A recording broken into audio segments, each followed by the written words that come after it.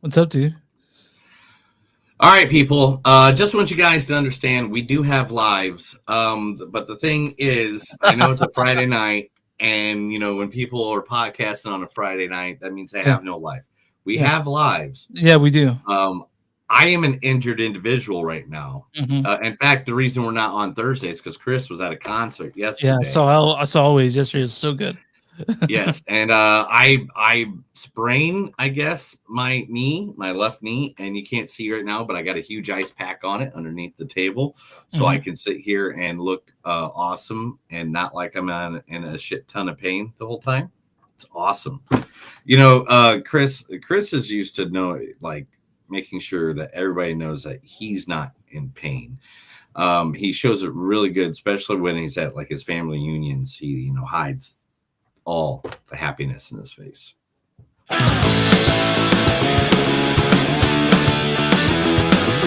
It's a show by Chris and Neil with all great movies. They are the real deal. We watch them all, so you don't have to. It's movies that don't suck and some that do. Ladies and gentlemen, boys and girls, listeners of all ages, it's a new episode of Movies Don't Suck and Some Do. My name's Neil. And I'm Chris. And today we're watching we watched two movies for you guys to entertain yourselves with your doodly makers and your bloggers and your waddly walks. All words that are real words if you look in the... That's what I say, or Willy Wonka words. Yeah, well, the same thing, right?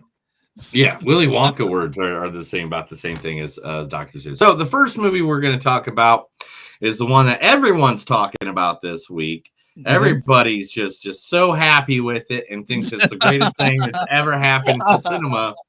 And that is Zack Snyder's Rebel Moon Part 2, The Scargiver. Mm-hmm. In that movie is people that act, and a lot of them, and they act the movies, and they do stuff, and when they do the stuff, they're doing the acting, and it's pretty cool. And Chris knows what I'm doing right now. Yeah. This thing is called.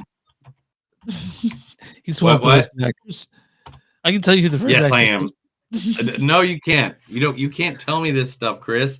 If you tell me this stuff, then it looks like I did not do my job. And I did my job. I just didn't pull up the right page at the right time. Neil's a little bit inebriated, just so you guys know. So anyway, first, Sophia Patella. He took me often on missions of diplomacy. And I was his child. I was his protege. I was his student. I was one of them. Daughter of a decorated commander. Friend to the king and the royal family. Living a life of privilege.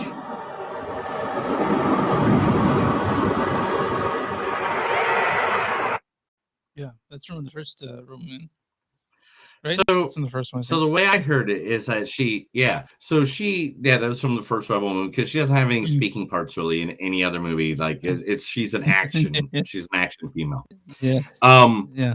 So what I heard from that was that did she say she wines and dines with kings and queens, but has lived in the gutter and dined off of pork and beans? What are you quoting now? What you're quoting? That's the great Dusty Rhodes, baby. Okay. Dusty Rhodes, the great wrestler from Texas, nonetheless. Do you know that state, Texas? You ever been to Texas? Yeah, I've lived there for years. Who's next in this movie? Jamin Hasu's in this movie as well.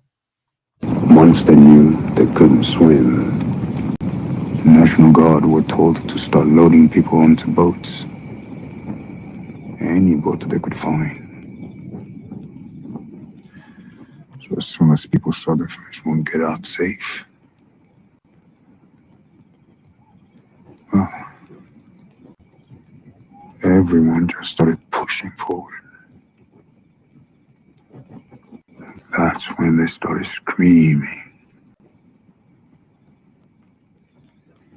They had 12 boats lined up on the dock that day. Only 2 Goodall. That is from A Quiet Place Part 2. Yes, and the prequel's coming out soon. Day one. He's in that. I think that's coming out in the next couple months. He's in that, right? He's like he's one of the characters. I have no idea. I have no idea if he's in that one or if I don't know exactly. I'd have to look it up. But you know me, I don't like to really try to ruin things before I go see them. I try to keep on because I mean it's hard to surprise me anyway. You know. Okay. You know how that goes. Ed Skrein is next. You've heard the whole making omelette breaks some eggs bit, right? But I'm about to hurt you, Wade. I was a patient here once myself, you know. The treatment affects everyone differently. It made Angel inhumanly strong. In my case, it enhanced my reflexes. Also scorched my nerve endings so I no longer feel pain. And in fact, I no longer feel anything. That is from Deadpool. Which Deadpool Wolverine. I mean, besides the movie that came out today, I don't think there's any other movie that I was looking forward to this year. You know, boy kills everything. Yeah. Oh my god, I can't wait for that. I saw Blue Kills World at the Pancast. Nice. I'm going to see that this week because that's the next movie. Anyway. Okay. It's not Zabio. Okay. No, I want to see Boy Kills Everything. And it's called Boy Kills World. Monkey Man? Okay, everything. It's going to be everything. I saw Monkey Man too. I saw Monkey Man as well. So those are the two movies I want to see more than anything right now. Okay. But anyway, and also in this movie is the wonderful Mikhail Husman. Hi. Sorry. There you go. Thanks.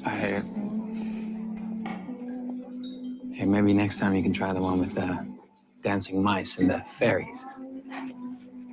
The Nutcracker. Yeah, that one. I'm Dylan. Did you enjoy the aerial ballet? Yeah, I loved it. It was incredible. You seem surprised. It's my first time at the ballet. A friend kind of dared me to go.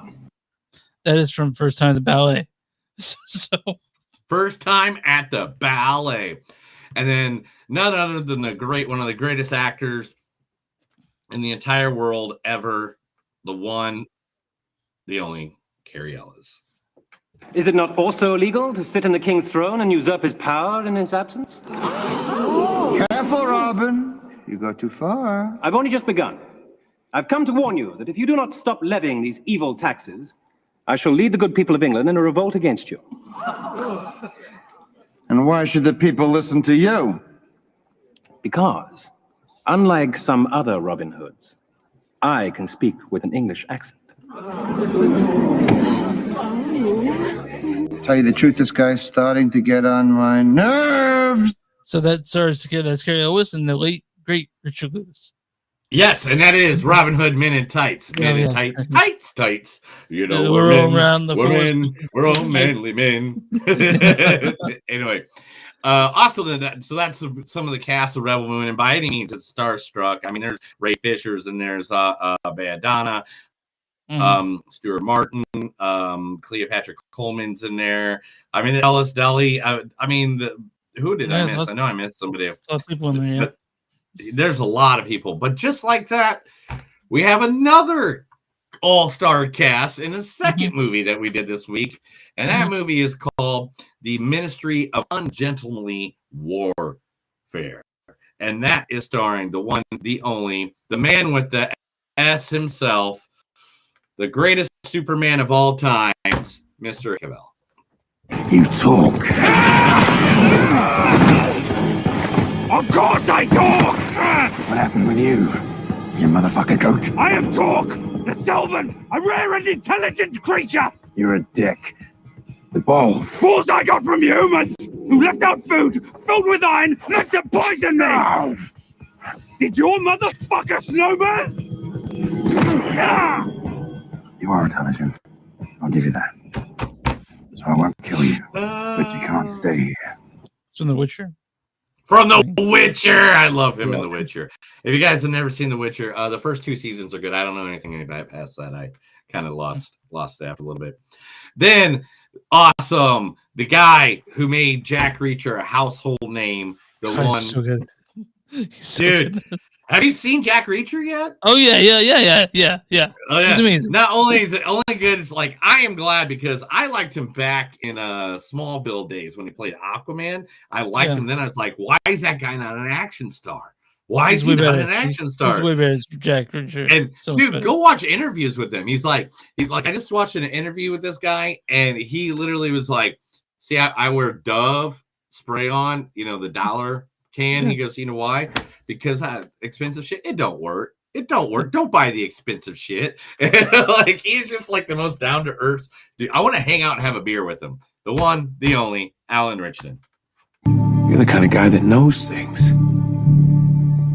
You knew I'd come after you when I saw what you did to Roscoe. You knew I'd see your truck right outside. A work truck whose bed's never had anything in it other than a keg. And you knew I'd come in here and cause a problem that would most likely get me in trouble. But know what you don't know? What's that? What it feels like when I hit you.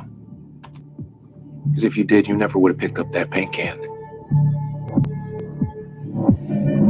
Okay. Now let me tell you something about Roscoe Conklin. That little cock tease. Yeah. And you know what the thing is about the great? Okay, so I think that's the reason I was up to 3:00 last night was Alan Richardson, because I just kept listening to. I think I listened to half of the season 1 and 2 Jack Reacher. Dude, you're breaking up. The awesome movie is the one. You're not going through. You're breaking up. 1 second. You have to leave because there's no way anyone heard any of that. It's a website.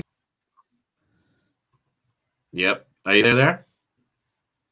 Yeah, no. Are you there now? Is everything okay now? Yeah. It was the website I was trying. It was the how to pronounce name website that I was using because this next name was not on a normal thing. Are we 1, 2, 1, 2? Yeah, we're a little bit of ways. So, guys, I'm gonna have to pop in and pop out real quick. I'll be right back. Sorry, guys. Internet connection's gone shitty, so it's just me being a bit obscured by this poster. I don't know who's watching, but Neil will be back in just a second. Just a second. I'm right back. 1, 2. All right, we're good. All right, okay. 5. Your mom's what? But yeah, that was the the name website I picked up. It was I couldn't find it on the other one I usually use. It's Bab something, right? One second. I'm listening to it right now. Okay. All right. And also in this movie is Babs Alsalamokin. No. Please go away. I thought that as victims of the horrors of Jakarta. Stop! I know why you're here. You want me to make you feel okay. To say you've done enough. You misunderstand me. No, I understand you. General Dakra. Son of Ra. Perhaps you do. I sense that we are the same. You're letting your pain cloud your judgment. Please. Leave me alone. Don't let hate ruin your soul. You gave the order! That's from Star Trek. Yeah. I know. Oh my God. He's one of the reasons that Star Trek, gosh dang it. It's a strange new country, strange new frontier, new worlds, and new frontier. I don't know something. Neil's looking up. You don't. I'm not gonna fuck it up and get killed. Strange new worlds. All right. I don't want to fuck it up and get killed by the Star Trek nerds. Star Trek nerds will kill you in the middle of the night, man. They're unlike Star Wars nerds will just yell. Get your credit cards canceled. Freaking Star Trek nerds will find you in the middle of the night, and it's weird. Who else in this movie, dude? Eliza Gonzalez. No, it's just Isa. It's just Isa. Oh, it was Isa. Oh, I looked at it wrong. Okay, Isa. I'm sorry. Isa Gonzalez. going on? I'm about to lose him. Get the defib pads. The what? The defibs on the right pocket. Grab them quick. Move. Turning into the bus yard underneath the 10 freeway. We're gonna lose sight. Grab them quick. Move. Help me with his neck, please. Just let it go. I need the pads urgently. He's gonna die. I'm gonna look like an EMT. Jesus. Daniel. More yelling doesn't help. God damn it. I'm not used to being in a police chase, okay? Open. All right. Just give me. I need the pads. Got it. Hold tight. He's gonna die. Black pocket next to the monitor. Right and left wrist. One is a little It hard, has a and picture. then one has a one on the pad. So the right chest, left wrist. Right there and there. My right or your right? His right, you moron. That's from Ambulance. Ambulance, yes, one of the good movies with the great Jake Gyllenhaal.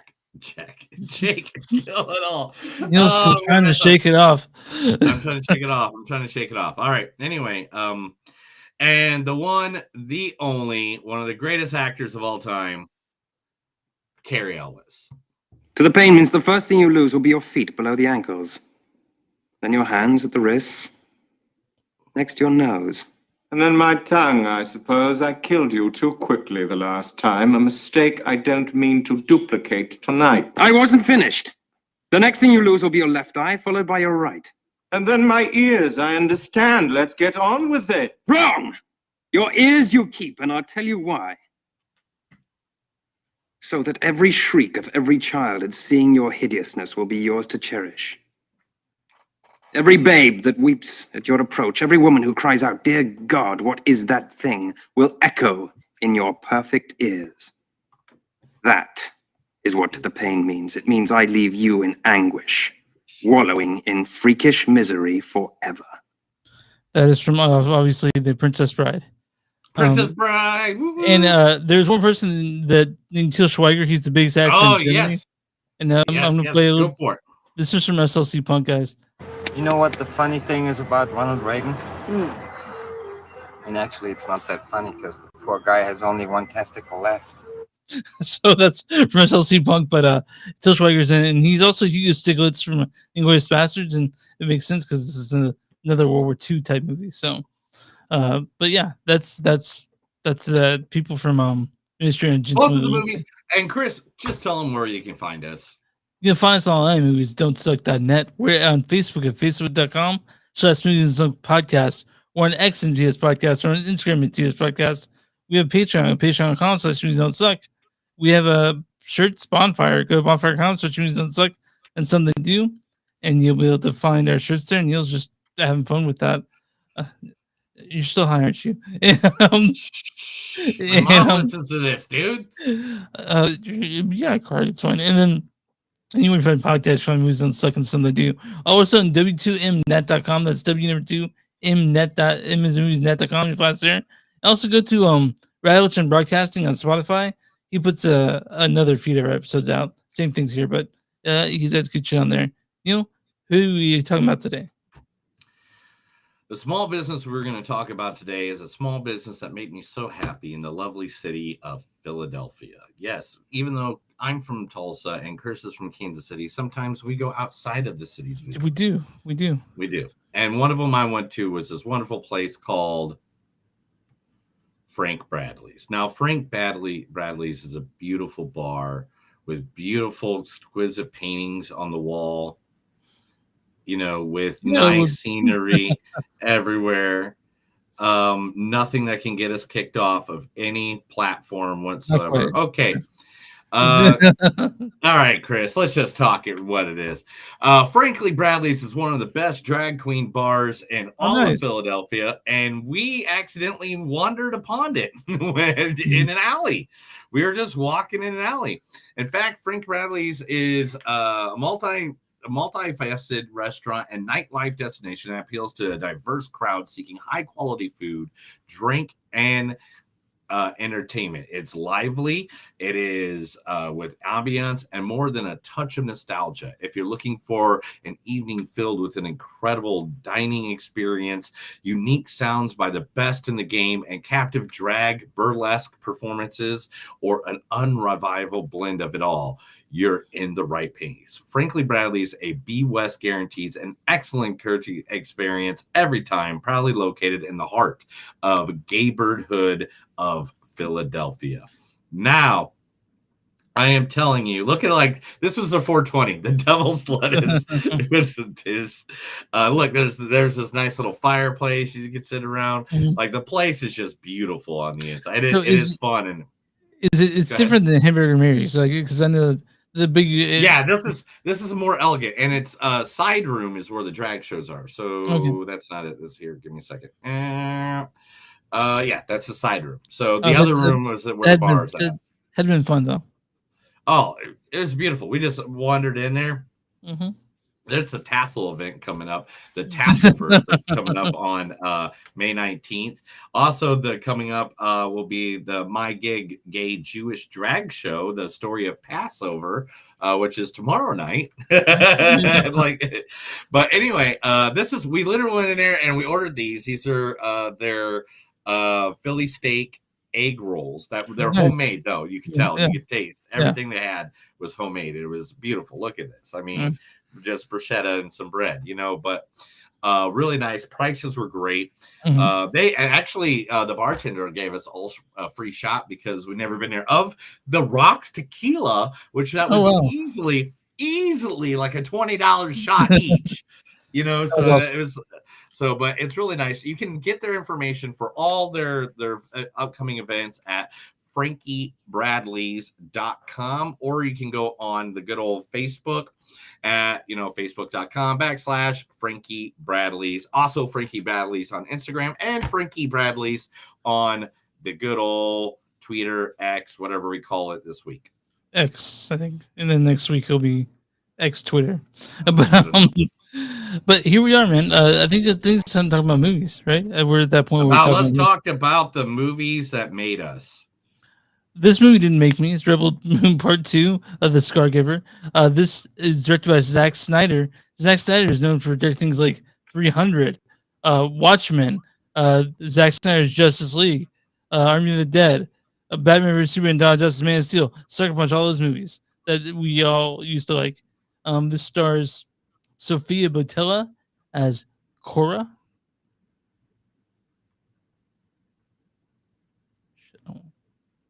He took me often on missions of diplomacy. Also, Jimon Hansu as Titus. Once they knew they couldn't swim, the National Guard were told to start loading people onto boats. Ed Skrein as Atticus Noble. You've heard the whole making omelet breaks some eggs bit, right? Also, Michael Houston as Gunnar. Hi. Sorry. It also stars Baiduna as Nemesis, Ray Fisher as Blood Axe, Anthony Hopkins as Jimmy, Staz Nar as Tarek, Froffrey as Belisarius, Cleopatra Coleman's in this as well, and also Carol, which shows up in it as the king. Is it not also illegal to sit on the king's throne and usurp his power in his absence? Once we're in the storyline for Rebel Moon Part 2, The Scargiver. Cora returns the Veld with the farmer Gunnar and the warriors Titus, Nimis, Darian, Blood Axe, and Tarek. Titus commands the defense of the farmers and asks them to harvest the grains and use them to protect their homes while waiting for Atticus Noble and his men disclosure their past, waiting for the showdown with the Mother World's force. So, Neil. So I will tell you one thing about this movie. The second Empire Strikes Back. No. The second half of this movie is good. The first hour of this movie, nothing fucking happens worth caring about. You learn about all the characters. Yeah, but they're still uninteresting. The only character I even care about is Jimon Hansu's character, Titus. That's all I care about. Wait a minute. The biggest complaint that we had about the last one was that we didn't know anything about the characters, so we didn't care. And in the first half of this movie, they told us all about the characters. In a giant exposition dump, which was fucking boring. It wasn't boring. It was a wonderful time while they're eating dinner. Neil, you can't honestly tell me. Do you not talk about all the things that you love while you're sitting around eating dinner? Yeah, but I didn't care about that. I did. I was like, yes, I finally get to hear what these guys are about.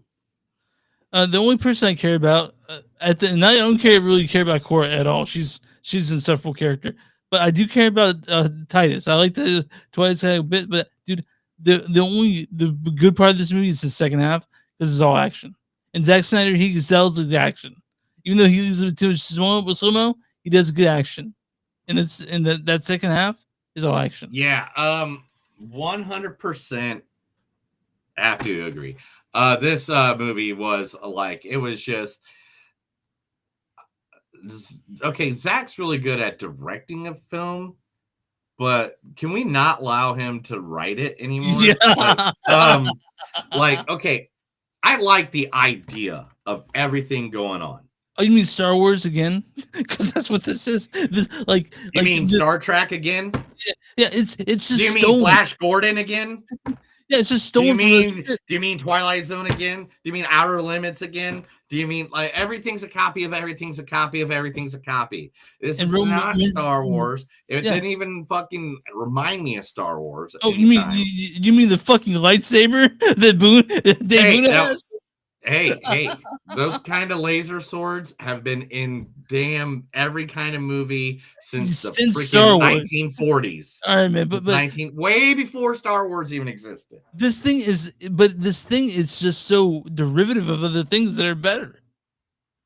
Yes, it's like it was like Lucasfilm was like Zack Snyder's like, I'd like to write a story from like we don't want you to. He's like, well, fuck it, I'll make my own, and this is what he came up with. You just choosing the problem. I mean, at least they got a good place where they're going. The story the story came up and built up a lot. I don't want another 4 movies of this. Why not? Because I don't like these characters. I do. Like, I love Blood Axe. Blood Axe is my homie. Freaking Titus was badass. I like Titus. Anthony Hopkins Jimmy is cool. I hope we get to see him in the future. But yeah, some of the main characters I do care about, like the ones I do like the best, did like, you know, take off at some point in this movie, and I was just kind of like, okay. I don't like Cora's character at all. I don't like the Cora character at all. Well, I mean, I know you just don't like female leads, and I get listen, the only time I liked is at the end when she actually showed some sort of emotion, where she showed vulnerability. All the other ones, she's like, I'm tough, I'm doing this. And I didn't get to see her as a person. I didn't see vulnerable at the beginning when she was sleeping with her guy and telling the story of her life. I don't think so. No, not to you. I guess that's not a vulnerability when you're butt naked with somebody telling their secrets. That's not vulnerability at all, huh? I'm still not. No, okay. but you know, maybe I need to relearn life. I need to relearn life. Is what people are not written well, and you're right. But the second half. No. I agree with that statement. Okay, so basically, the first half of this movie, to me, is like they're building up a story that's kind of uninteresting, and then the second half is all battle, and I like that part of it. I do like the battle part of it for the most part. Zack Snyder still has some Snyderisms going on with so much slow-mo, but the action in this is really cool. Yeah, the action in this is cool. I thought the story was pretty cool. I don't like the way it was told in certain parts. Like, yeah, I totally don't like the way that he dumped everything all off. Like, but I mean, I guess it was the easiest way to do it so we could get to the big ass battle. You know, that's all.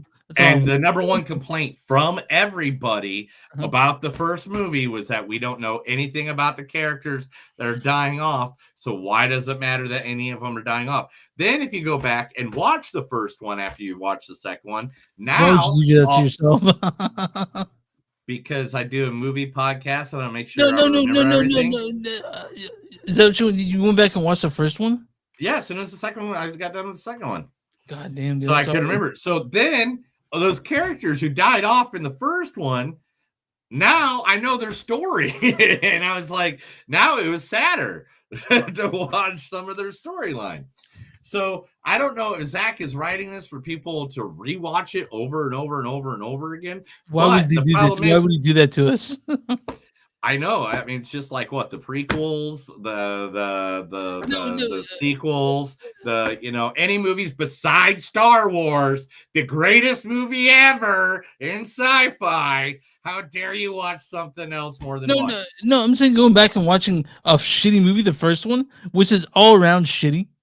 No, and then, it was great now. No, because now you know all the you know all the story. That is the antithesis of what you should do for movies. Like, well, watch the second one, then watch the first one, then what you see the first time. Like, no, if that's what Zack Snyder is doing, that is an awful way to do movies. I know, that's what I'm trying to get to the point. Is the fact that to watch the second, to know what was going on in the first one, you have to watch the second one and go back and watch the first one again. And that also just has so many, like, basically just like Star Wars shit that. But remember what Netflix's plan was when they got Zack Snyder. What was their biggest plan with him? They're gonna do the regular films, then do a director's cut, right? Like that was the plan. Right. The plan is to get as many streams as possible. So what do you got to do? You got to watch the second movie, go back and watch the first movie again. So now you know what everything. So we have to go back and waste more time. Exactly. Now you get it, Chris. Now you're getting the business line. All right, but let's talk about the things that were great in this movie. All right, the action scenes were good. Yeah, the action scenes were good. The special effects were ridiculous. I mean, like some of these pictures. Let me see. I got a bunch of them, but like some look at that. That is just great. I mean, like that one came out bad, but like look at this fight scene. Like still, like you could hang it up as a poster on your wall, and there's a lot of scenes in this that just look like 100%. Very Zack Snyder knows how to frame a shot for sure. Yes, we're not saying he does. Oops, wrong movie. But we're saying that he does not, like his action scenes and all that is good. The problem is, Mr. Zack Snyder, you need someone to help you learn how to give the info, because he did the same thing in like Superman. You just remember Superman? Just a giant info dump that's uninteresting.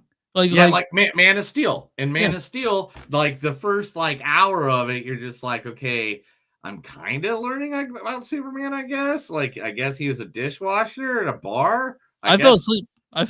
Yeah, it was like really boring. But then when it got to the point where, Lois Lane and all them jump into the General Zod and all that, all of a sudden it became a very interesting movie. But this is the same thing. Is like he doesn't know how to draw you in a movie. Like, and that's not just the writing; that's a directing thing. Like when you're he does great action scenes. All 300 is a great action scene. But when you have a movie like this, where, for example, the first one, we didn't give a fuck about anyone. I still don't really care about core at all. But you come in and you just don't like human beings. So I mean, that's all you. I'm missing all the way. But you're we all know that you have been planning genocide of the planet for years now. I'm trying to see if my dogs are in here, no. So like, what a good director does, they break it up where they make that part interesting. But he's just like, here you go, here, just take all this shit, and I'm like, dude, what am I supposed to do? This like. Deal with it till you do the good part. I'm like, but I want this all to be good. He's like, nope, no, it's all good. See, and the thing is, if you look at the and I mean, not to bash on Zack Snyder more, because there's some things he's done that I've liked, but the thing is, if you do look at the things that we all like by him, there are stories that were written by other people that he did, and he followed pretty much verbatim. Like storyboards, aka comics, like 300 and Watchmen, where he did verbatim what was on the storyboard, except for what they changed a little bit. Yeah. So, and all the movies that we don't like are the ones that he wrote. Like even Dawn of the Dead. We were all fans of Dawn of the Dead back in 2004. But that was already a made movie. Like, exactly what's supposed to happen in that movie. It was a remake, so it's like, It's strange, man. Like in his highest rated movie is Wonder Woman, and he didn't even direct that. That was his producer role of that. Yeah. But so Zach, man, Just I have get other some people help. right for you. If you don't get help at Charter, get help somewhere. All right. Which Chris, is what's your score first, bro, on this one? Oh, this is gonna be a 2.7 because half of it was good. 2.7. Wow. I almost stuck to. I almost stuck to. I was sitting. I was like, where, look at my phone. Like, where's this? What? Press pause. I'm like, an hour already? What the fuck? Like, I'm gonna go up higher. Yeah, 2.7 is good. 2.7 is good. It because like the first movie, all of it sucked. This one's half of it's okay. So I thought this is better than the first one. But that's a very, very low bar to cover. What's your score on this? It's not much higher. I think I'm gonna give it a 2 point. No, I'm gonna go 3. I'll go 3 even. Okay. And the reason being is I like the villain a lot. I was a big fan of Atticus Noble. And but honestly, if he wasn't a villain in Deadpool, do you like him just as much? Yes, because just him. He just reminds me of like Cillian Murphy, like when he's a villain. That's what he reminds me of. I hate this guy's hair, by the way. I just can't stand his hair. But all right, man. And that's the most important part, guys, is that Chris likes the guy's hair. I dislike his hair, but but it's better than what I have, which is nothing. You see this? It's bald right there. You have no hair, Chris. Yeah. None. All right, I'm gonna run to .com. What is the audience score for Real Moon Part 2, The Scargiver? Your face. Audience score. Oh, audience score. Audience score is going to be 48. 51. You're really close. Damn, 51. I was close. Your audience is Real Moon Part 2, The Scargiver is just as visually stylish as Zack Snyder's epics, which helps make up for the flat story and thinly written characters. All right, Neil. What is the critic score for Real Moon Part 2, The Scargiver? I believe that's going to be, it has to be lower. I'm going to go 42%. 14%. Wow! Here's the critics' consensus. Less of course correction than compounding of everything that tangled of its predecessor. The Scargiver is an uninvolving space opera full of flat notes. I'm going to go ahead and read a good review and a bad review, which give me a second because a good review is hard to find. Okay, here's what Jimmy John said. These movies haven't given anyone any reason to possibly look forward to what might come next. I agree. I don't want 6 more movies. And this is from Keith Garlington. Keith the Movie says, second hour kicks in and Snyder gets down doing what it does best. The glacial pacing of the first 60 minutes give way to an action-packed second half that is full of exciting set pieces and cool combat, in spite of its obvious PG-13 rating. If you guys are also like PG-13, fuck this. Zach says he'll give us an R rating of 1 soon. I don't want to go through this again, so I won't be watching that unless Neil makes me. Oh, you're definitely gonna watch it. We're gonna watch it. We're gonna do a full Rebel Moon episode where if you guys want to watch shitty Star Wars ripoff, you guys can find both these movies, Rogue One, Part 1 and 2, on. Why does it have to be Star Wars? Why can't it be like Buck Rogers, or why can't it be Flash Gordon? Why does it have to be the movie that ripped off all the other movies? This movie that ripped off this. I mean, tell me you don't love Star Wars. I do, but Star Wars is a ripoff of Buck Rogers and Flash Gordon. It's a complete ripoff, a direct ripoff. But it's a good movie, though. All the first 3 are good movies. All 9 of them are good movies. Wait, you whatever. Okay, hold on. So you're telling me I don't think that they're bad, but do you like Episode 2 all that often, all that much? There is 30 minutes I fast forward through, but like the politics, you're like, God damn, get through this shit. I don't care about the politics. That's not the part I'd hate. Okay, you know what part I hate? What's that part? Is that we're I hate Stan. It's coarse. It gets everywhere. Boba Fett, where he gets taken from his mom, and he's very sad, and that's it. like you're like, oh, Boba Fett, he doesn't You like Boba Fett because he's bounty hunter, kind of. But Yeah, right, not man. because his daddy died. But anyway, let's move on to the news, Chris. This is the Movies Don't Suck and some of the news. I'm going to read a bunch of stuff, and Chris is going to have to like it or tough.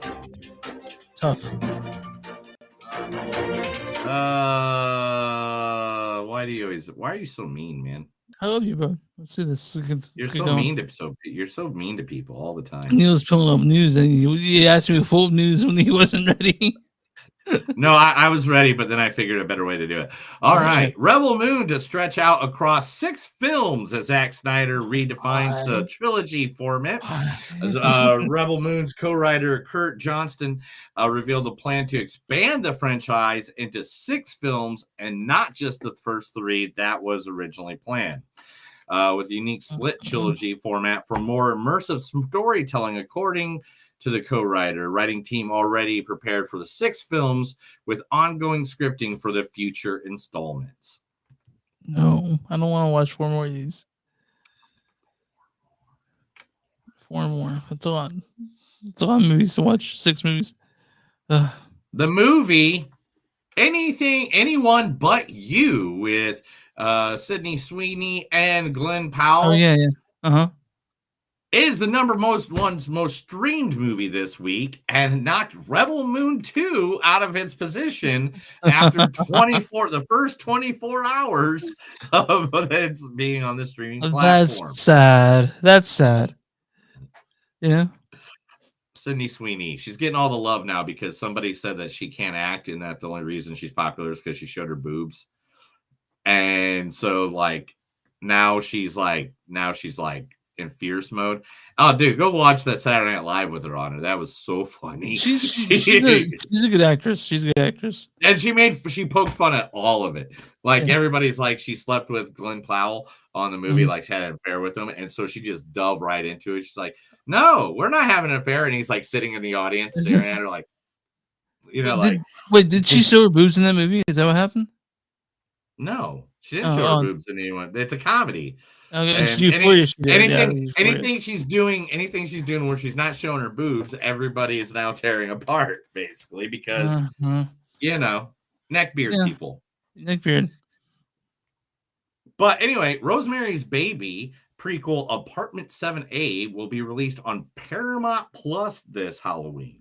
It might have a short stay at the theater, but basically what they're saying is that it will be on Paramount Plus for the Halloween season. So this is definitely one that we're going to cover for the Halloween season.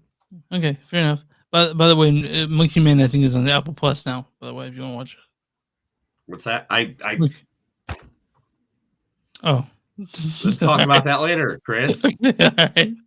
Anyway. Signing up to the movie 28 years later, now has been just signed this week, Jodie Comer, Aaron Taylor Johnson, and Ralph Fiennes have all signed up to be part of the 20. Now, if you don't know who those people are, Jodie Comer is from Power of the Dog. Power of the Dog, yeah, all the above.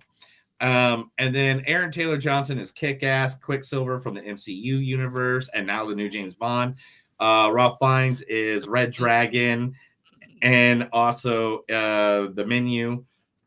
But by the way, hasn't been confirmed. So just a rumor about 007 hasn't been confirmed yet. I checked this the other day.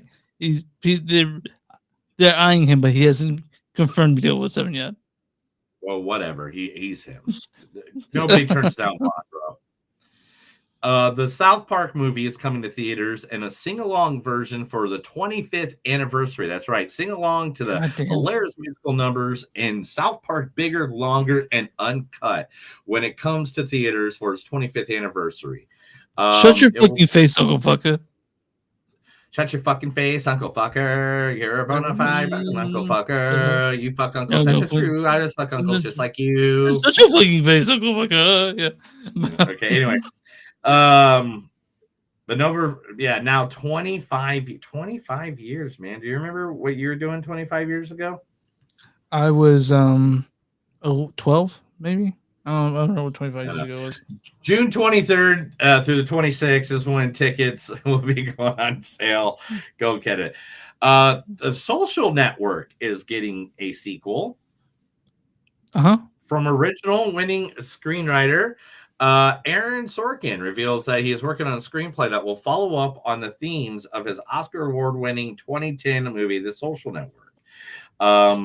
The new script isn't confirmed as The Social Network, but it's kind of like a similar subject. He blames Facebook's algorithms tuning for the January 6th, and that's what he plans, is to basically make a deep story about January 6th because of Facebook. So it's like a spiritual sequel, I guess. Yeah. Okay. Okay. Basically, I guess he that wants makes to tear sense. down Facebook as much as possible. I think what needs to happen is that, I mean, he's making it after like 3 years after January 6th. It's in a couple of years, right? I do feel like that if you're making a January 6th movie, it may need to sit in history a bit before you like try to say something about it. I'm not saying that was a good thing because it was an awful thing, but I feel like sorry, this is a porter, a Shiner porter, but Are you okay? Are you dying? I'm good. Anyway, but I do think it needs to marinate in history a bit more. But I like Aaron Sorkin, so I'm fine with it. I'll watch it. Whatever you do, just don't die. I won't die. I'm good. Not right now. Are you It's okay? not until the end of the podcast. Yeah, I'm good. I'm good. If you die on the podcast while we're filming it, that'd be like I don't even know what to. I don't even know how. I think a lot of people would watch. I think a lot of people will watch it because it's going Netflix on YouTube. Oh no, I'm definitely. I'm sharing the views. You're going viral, Yeah, bro. yeah. But I'm gonna make sure you're viral. This is the last thing I can do for my brother Chris. Make him go viral because he died. Yeah. Deadpool and Wolverine trailer breaks one record no one believed likely in the MCU. Yes. What do you think that record is, Chris? Is it the record for the most F-bombs, or I don't know? Deadpool and Wolverine breaks the MCU record for the most swear words in a trailer, bringing a new level of vulgarity to the MCU. Hugh Jackman returns as Wolverine in 6 F-bombs, shaking up the family-friendly MCU. It promises to be refreshing and a successful installment. I mean, so far, what I've seen, every time I've seen the trailer of it, I just love it. Hands, you know? Yeah. It's one of the best things. I can't wait. Going everywhere. Yeah. As soon as I get home after watching it in the theater, it'll be downloaded on my computer, whatever version's out. Like, Sony has closed the deal, which means whatever movie they just closed the deal on is going to suck because Sony sucks at movies. But guess which one it is? It's Hasbro for film and TV rights to what game? What game did Sony just buy? Is it Twister? No. Oh, what game is that? You don't have a clue, do you? No, man. Because it's Clue. Oh, wait. We see they have a cool movie. It's pretty good. Yeah, but it's in 1981, man. I mean, it's 40 years ago. Fine. I mean, 42 years ago. I feel like 40 years is a good separation. When people are like, "Oh, why didn't we make movies?" Okay, if they're making a remake of a movie that was like 10 years ago, that 15, 20 years ago, that I get. But this, that's 42 years. Just making Star Wars again. 90% of this, 29% of the people that were in the original Clue movie are dead. All right, like. Okay, well, think about it this way. They made that Ghostbusters movie with the ladies. I didn't see it because I hate the ladies. I hadn't seen that movie. Yeah, but Sony has acquired the TV rights to the Clue board game, potentially doing not just movie but different adaptations. Zeb Foreman and Gabriel Monroe to lead the new division as Hasbro-focused movies, TV, and animation. Okay, I mean it could be good. Who knows? Who knows? We'll figure it out. Helen Mirren, Piers Bronston, Sir Ben Kingsley are all cast in the movie The Thursday Murder Club, and set to direct is none other than Chris Columbus. So Helen Mirren, Pierce Brosnan, and Ben Kingsley, and Chris Columbus is directing them. Yes. You guys don't know Chris Columbus. He's directed so many movies. like some of the Harry Potter movies. He did fucking Home Alone. Home yeah, Alone, I mean, Home Alone 2, Missed Out Fire, Bicentennial Man. yeah. 2 installments of the Harry Potter franchise.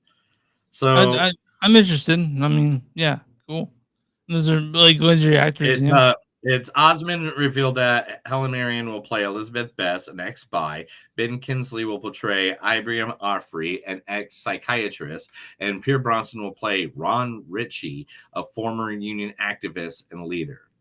The 4-member group the 4th member of the group has not been cast yet, but there should be a 4th one. I think Helen Mirren was a spy in Red, right? Yeah, I think she was in Red. Well, I mean, she's been in so much stuff. Okay. Ryan Gosling, because of his new movie, The Fall Guy, which we will be seeing at some point. Absolutely. He wants stunts to get Oscars. He's tired of stuntmen not getting what they deserve. And he even stated, just like costumes and graphic makeup, stunts are also meticulous design and deserve Oscar recognition. Emily Blunt and Ryan agree. Iconic stunts like Mad Max, Dark Knight deserve Oscar nominations. And I agree with the guy who jumped his motorcycle off of in Terminator 2 and pulled John Connor with that motorcycle. Both stuntmen. Great scene. Let's do it. Oh, and to follow up on how Ryan Gosling wants an Oscar, multiple injuries have been recorded on the set of Eddie Murphy's The Pickup after stunt goes wrong and almost kills 3 stuntmen. See, they should get recognition. They're the ones that literally almost die. Yes. Several crew members were injured during an action sequence that went aware on Saturday. The incident, which involved a truck unexpectedly crashing into another car. There's bruises, broken bones, with 2 individuals being hospitalized. And this is the Eddie Murphy movie? The new Eddie Murphy, The Pickup. Okay.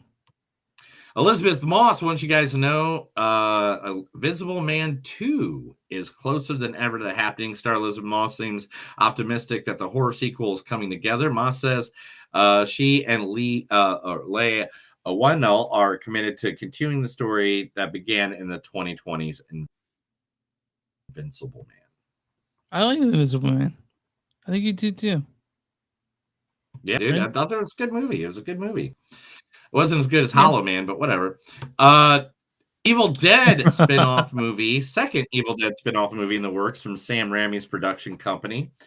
A new Evil Dead movie spin-off is in the works from Ghost House Pictures, adding to the franchise expanding universe. Director Francis Gallopi is set to bring a mix of tension and explosive violence to the upcoming project. So we don't even know what it's about yet, but hey.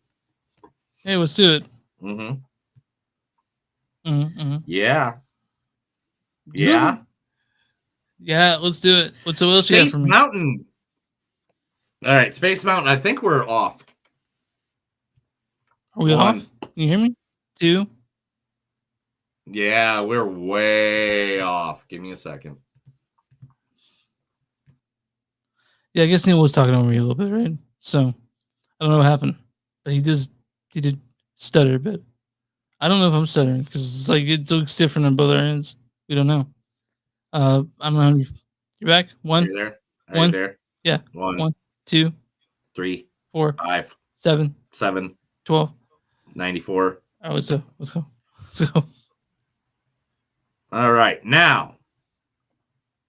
You know what I'm going to say to you right now in your face? No, what? I don't know. I just felt like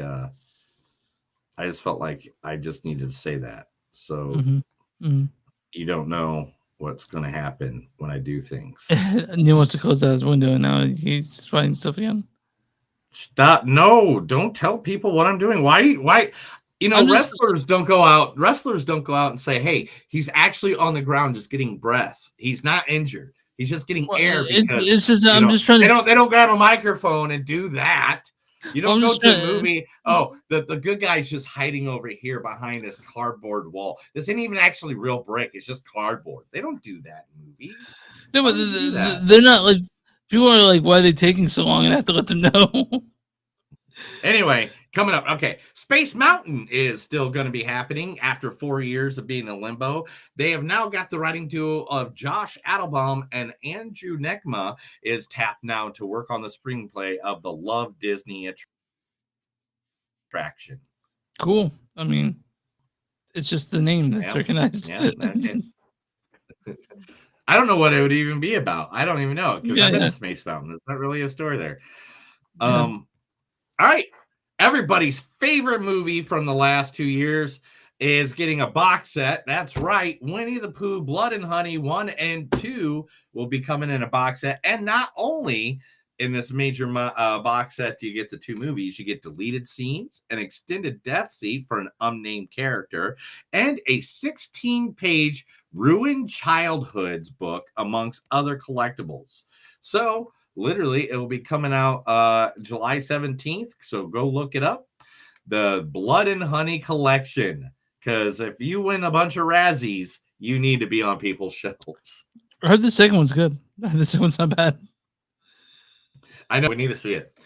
The Family Guy movie is still in development, despite a long leg. Seth MacFarlane confirms that he has a plan for the Family Guy movie for 15 years now, but it is still in development, and they are working on it. I heard there's also a Simpsons second movie in development, but I can't believe that show's still in the air, man. And, yeah. I know. It's like, I mean, Simpsons too. Like, what we're going to even do with that? I don't know. I like the first one though. The first movie's good, but you know, Al Pacino and Dan Stevens to star in an Exorcist movie based on a true story. That's right.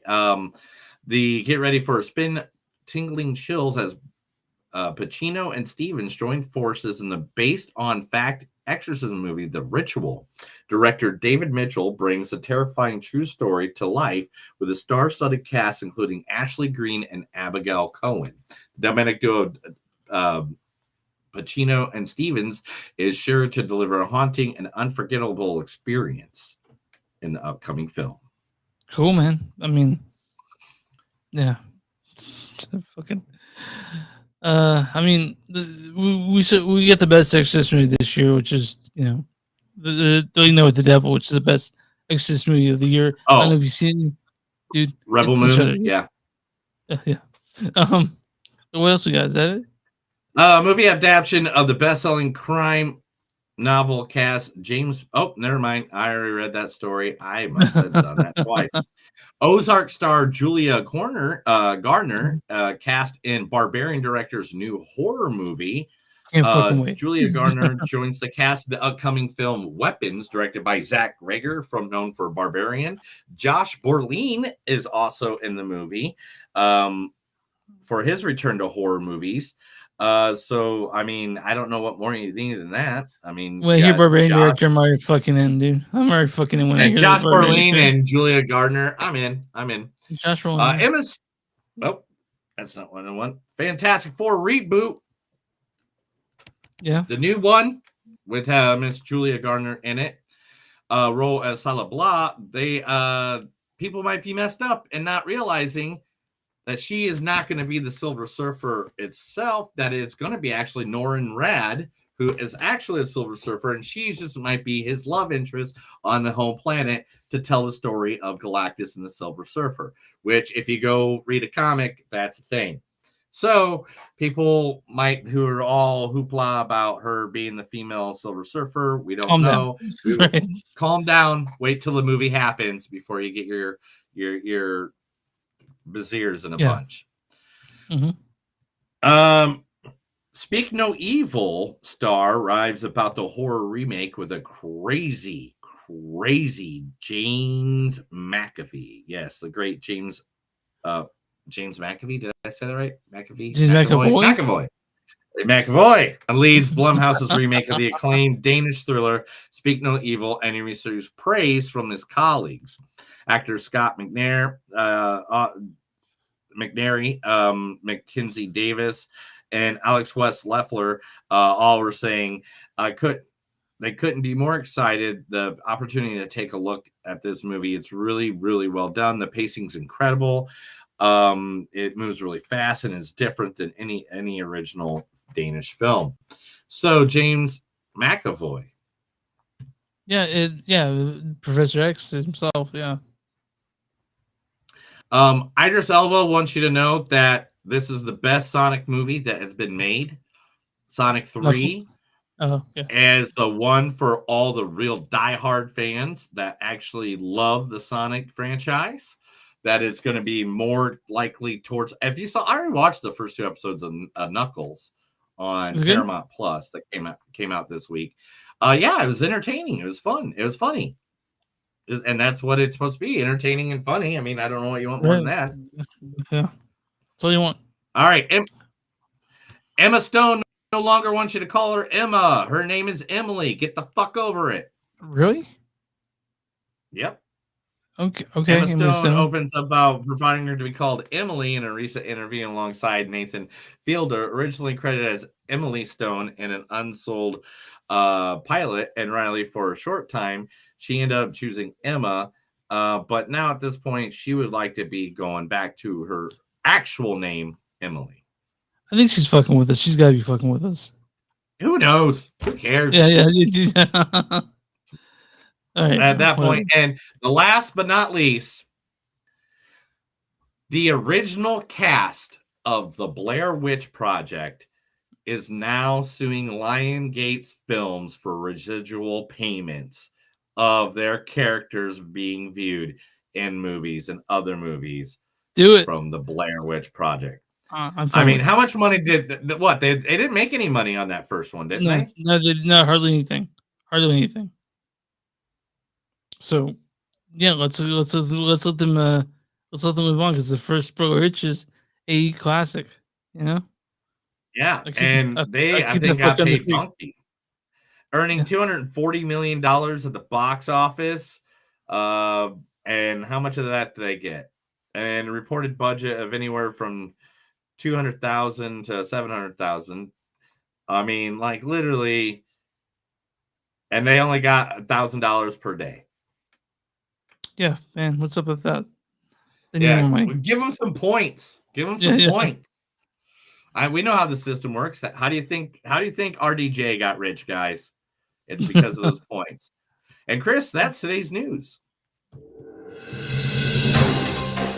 That was the movies don't suck in some news. I read a bunch of stuff to Chris because he's illiterate ever since his brother beat him in the womb. All right. Let's talk about the Ministry of Ungentlemanly Warfare. Directed by Guy Ritchie. Ritchie directed also Smoking Barrels, Snatch, The Man from Uncle King Arthur, Snatch again, The Gentleman, Wrath of Man. You guys know who Guy Ritchie is. If you don't, what are you doing? This stars Henry Cavill as Gus March Phillips.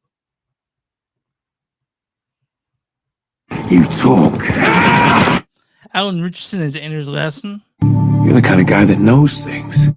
Alex Peltford plays Jeffrey Appleyard. Isaac Gonzalez plays Marjorie Stewart. What's going on? I'm about to lose him. Get the defib pads. What? Babs Osunakumakun, sorry, plays Heron. No. Please go away. Carrie Elwes is in this as Brigadier Coven Zim. To the pain means the first thing you lose will be your feet below the ankles. And there's also as Hero finds Tiffin. Henry Golding plays Valorez. Rory Kinnear's in this, Churchill. And Till Schweiger's in this is a Heinrich Löhr. You know what the funny thing is about Ronald Reagan? You know, what's really the storyline for the Ministry of Ungentlemanly Warfare? How about you eat my gun? Oh, sorry. Anyway, what is it? Okay. Billed as a true story about a secret British World War II organization, the Special Operations Executive, founded by Winston Churchill. Their irregular warfare against the Germans helped to change the course of the war and gave birth to modern black operations. So, but before we talk about how this is a true story, it's a true story in the very loose sense. It's a true story, and I think Chris did it best. I saw it because Chris likes to just wear his ideas on a sleeve. He never, ever, ever makes it so you don't understand what he's talking about. And there it is. Inglorious Chris Star. It's like this is the Guy Ritchie version of a Quentin Tarantino film. And it's very fun. It's a very fun movie. I mean, Neil, are you there? Don't. Yeah, I know. I did it on purpose. Anyway, this movie was fun as fuck. I had a good time. I laughed a lot more than most people did in the theater. Oh, you were that guy. You were that guy. Hey, if they can't laugh at a good scalping, I don't know what you know. No, I laughed a lot in this movie. This guy next to me, like 2 seats over, and he was fucking dying. Like the things that were just mildly funny. He was like, "Oh my god!" And I was like, "Yeah, I laughed, but I did not do that." Like this guy is super Guy Ritchie like fanboy. By the way, I'm not trying to diss this movie. This movie was a lot of fun. I liked it a lot. I liked it way more than I thought I would, and that was I was happy to see it. Henry Cavill. The whole reason this movie worked is only one reason and one reason only. We all know it. We all know why. And there he is right there. Yeah, 100%. Mr. Alan Richardson. He stole this movie. Now, there was an interview with Mr. Henry Cavill just earlier this week. I think it was on Rich Eisen, the Rich Eisen Hour. Okay, that's the show. Yeah, and the Rich Eisen Hour. Yeah. I believe in you. I know it. I know it is. It's a radio show. And he said like him and Alan were hanging out, like they're about to film some scenes and stuff like that. Mm-hmm. And Alan's like, "All right, so what do you want to do for this action scene coming up here, and stuff?" And Henry's like, "What?" He goes, "This action scene. Do you want me to just take it? I can take it." And Henry's like, "Yeah, why not?" And so there's an action scene. I'm not going to point out when and where, but I know after watching the movie, I know exactly what scene he's talking about. Yeah. There's a scene where Henry's just like in the back shooting people, and Alan is just like doing the crazy. And let's be honest, Alan's been doing the crazy martial arts stuff for a while now because of his good times on Mr. Jack Reacher. But so, I think Alan Richardson needs to get like way more movies after this, honestly. Do you mean like he should have like Prime Video, like Amazon Prime's #1 most watched TV show of all time? He's got that going on. Or maybe he should. What else should he do? What else has he been in recently? Because he's been in like, I feel like season 1 of Jack Reacher just opened up like the floodgates for the guy. He's so nice. Like he's married, got kids. Like he's just like this most super good. Yeah, we saw him in Fast 10. He was in Ninja Turtles. He because he does Raphael voice in the Ninja Turtles series. So that's the thing. He was in the Hunger Games back in the day, but that's not nothing. That's not new stuff. Let's see. Ordinary. He did Hawk in the Titan series, which I know. But man, I don't know. Besides that, he doesn't. But now he has like 6 upcoming films right off the back. Spring Break '83, War Machine, Motor City, Playdate, Bad Seeds of Loving Spring, and another season of Reacher, of course. So, Henry Cavill is in this. He plays the main character, right? There's Isa Gonzalez. She's so good in this. So good. Very pretty. Isa Gonzalez.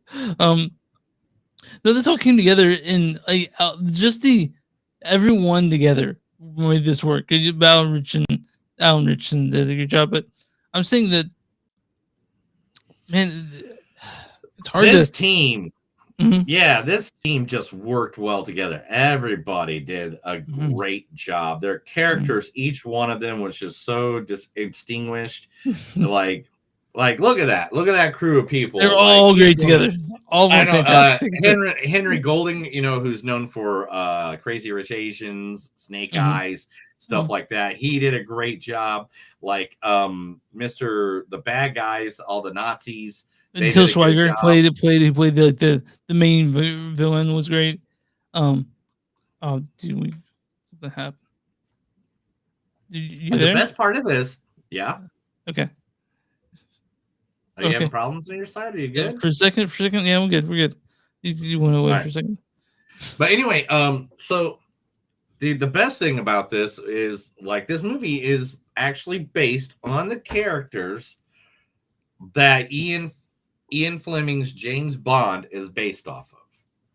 Yep. Like they added him to his movie, and like one of the funniest parts was they said this is, and then he introduced himself. My name's Fleming, Ian Fleming, and I laughed so hard. Yeah. At that part, and nobody else did. Yeah. And I was like, nobody gets it. That's the guy who created James Bond. Okay. I felt like an idiot at that point, but this was a really fun movie. But it's a very Guy Ritchie film. When it comes to punchy dialogue, when it comes to ridiculous action, when it comes to the humor involved in it, it's all there. Like it's a Guy Ritchie film, Quentin Tarantino film mixed together. Takes place in, I guess, like I don't want to give away too much of the storyline, but it's an interesting story if you actually read up on it. But you guys can go see this. I think it's better than, I liked it more than The Gentleman, honestly. I mean, it was way better than Aladdin. Yeah, way better than Aladdin. So this is the Ministry of Ungentlemanly Warfare. It's at theaters. Neil, what's your score? This is definitely one of these. This is one of those movies that it is just a great collection of people that came together. It's like when he did Snatch, or when he did The Gentleman, or like this is one of the good Guy Ritchie projects, because there are plenty of bad ones. I mean, we can point all day long at them and stuff like that. I think he was married to a certain pop star where most of those came out. You're winning Madonna for that? I definitely blame Madonna for his bad times. Okay. But anyway, at this point, I am going to say this movie, to me, this is a 4. I mean, because I can rewatch it right now easily. It's actually a 4.1 for me. It's a 4.1 for me. I'll go. Yeah, you know what? I'll go higher. I'll go. Okay. It's a very fun movie. I had a great time watching this movie. Yeah, this is Inglourious Bastards, but by Guy Ritchie, and it is really good. Everything good about it. You can watch this 104 times in a row. I had a lot of tired of. This is a fun as fuck movie, and people who didn't like it, whatever. Neil, what is the Tomatoes.com? What is the Ministry of Ungentlemanly Warfare? What is the critic score for that? I'm sorry, the critic score. Audience score. Rotten Tomatoes. It is. Let's see. The audience score for this would probably have to be. You have to think it has to be pretty high, right? Because it was really good. So I'm gonna have to go 78. It's 93%. 93%. Audience. So they have The Ministry of Ungentlemanly Warfare delivers rock solid, well-acted action. The added bonus is a story that's based on actual events. All right, what is the critic score for the Ministry of Ungentlemanly Warfare? I don't know. Why do you always got to do this to me? Is it because I'm new? That's why. Okay. Some critics are gonna say something stupid. So 71%. You got it. 71%. Yeah. No. Yeah. Finally, it's been a minute. It's been a while since you got it right. Critics is creating up true story of daring do and a high octane action flick that's having a spectacle, if not suspense. The Ministry of Ungentlemanly Warfare is another solid entry to Guy Ritchie's pantheon. I'll go ahead and read a good review and a bad review. So, I'll start with a bad review. It says, this is Mark Feeney of the Boston Globe. He says, Ministry offers all kinds of collateral nonsense to pad the main nonsense. Whatever. You can suck a dick on that one, dude. This is from John Owensinski of the New York Post. He says, it's a point A to point B journey that comes down to wisecracking blokes shooting Nazis. Only Guy Ritchie can turn such a setup into a pleasure cruise. Yeah, we like this movie. It's fun. We had a good time. And anytime I see Nazis get shot, I just feel happier inside, you know. So, and there's lots of dead Nazis in this, guys. So many dead Nazis. show So up many in this. dead people. People Yeah. die a lot. Yeah. Like a lot, Right. a lot. There's so many deaths. Like it's like that one time that Chris had this birthday party, and well, there's a reason there's a chicken coop where it's at. It's just it hides. Yeah. It hides what it needs to. Yep, and then hides what we it feed needs to the to. chickens. We feed my chickens. But all right, man. You can find us online. WeDon'tSuck.net. We're on Facebook at Facebook.com/podcast. We're at W2Mnet.com. It's W2Moviesnet.com. You'll find us there, along with a bunch of other cool podcasts.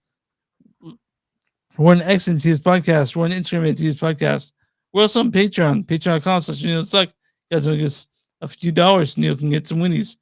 We'd be greatly Ooh, I like appreciated. the monies. I like the human monies. Go to bonfire.com/Don't Sucks and Stuff to You. You'll find shirts with our name on it, our faces on it, and a bunch of cool stuff Neil's made. And where you find podcasts, you can find Movies Don't Suck and Some They Do. Neil, what do we do for small businesses? If you got a small business, let us know. We'll be more than happy to advertise you right here on Movies That Don't Suck, Some to Do for free, just like I did earlier to the wonderful, the beautiful Franklin Bradleys. Make sure you love us. We love you. We want to make sure our thousands of listeners, our millions of followers will get your services for them free of charge. Are you good? You ready to get out of here? We're good. Let's get out of here. That's another episode of Movies That Don't Suck and Some Do. My name's Neil. And I'm Chris. Remember, guys, no matter how hard you try in this life, no matter what moon you think you're a rebel on, it doesn't matter, because sooner or later, the ministry will come after you. Have a good night.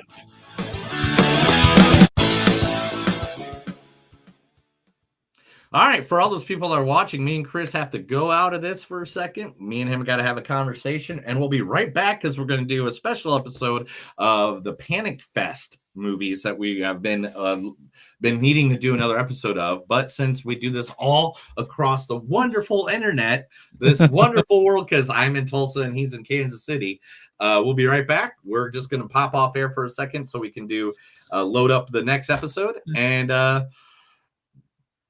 yeah, so see you guys.